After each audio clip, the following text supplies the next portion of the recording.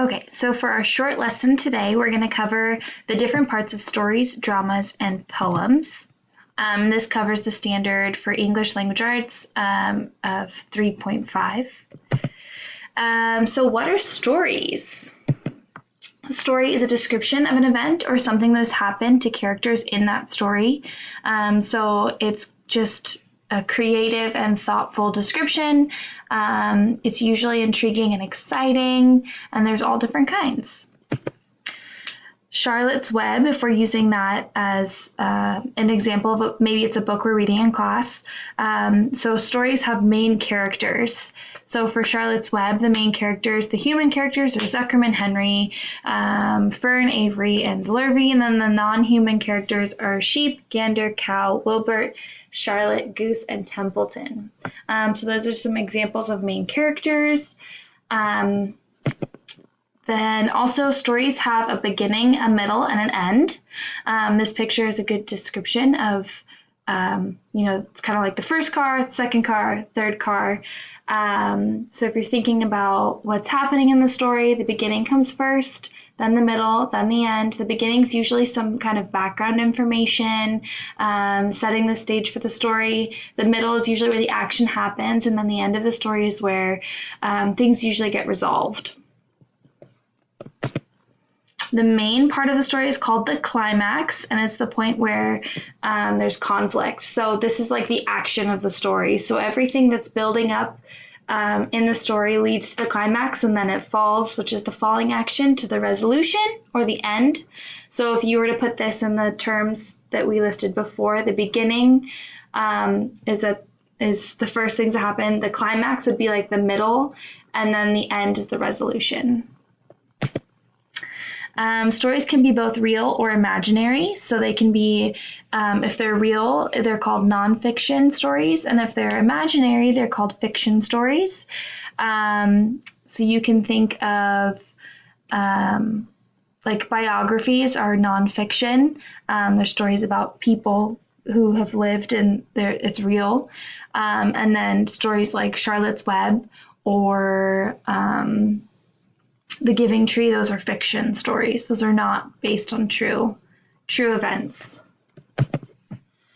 What is a drama? A drama is a series play for theater, television, or radio. It usually happens in a theater and it's live. People perform in front of others. All dramas have a plot similar to stories. So the plots are the events in the story. So just, it's basically a drama is a story that's told through actors acting out scenes. It's not as narrated as a regular story might be. The setting of a drama is very important. So the time and the place of the drama is what we're looking at. So is it placed in the 1800s? Is this happening in the future? Is it happening during the day or at night? Is it at a school? All these things are very important to know when looking at a drama. Just like stories, all dramas have characters. They can be people or creatures or animals. It's pretty much endless.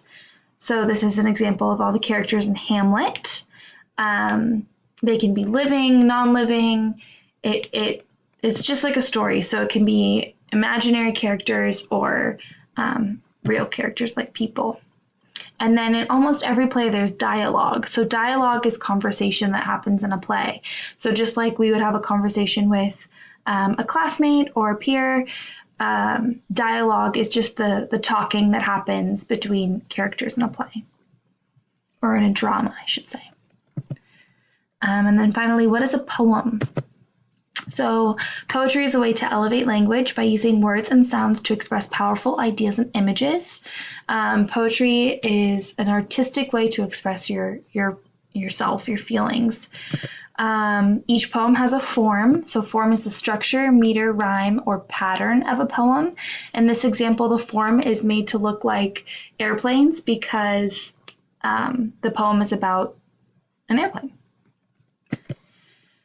Structure is how a poem looks on a page. So just like we covered in the last one, this one will cover the different structures that a poem might have, and their poetry can have many, many different structures. It's almost endless. And many poems express an emotion or an idea. So people use poetry to express how they're feeling, or if they have different ideas about things. Poetry was a really big way to express those kind of feelings. And finally, so we're done covering this stuff here, but for homework, so that when you come to class, think about a story, a drama, or a poem that you have known or read in your life that you would like to come in and share with the class, and why you enjoy it. And that's it.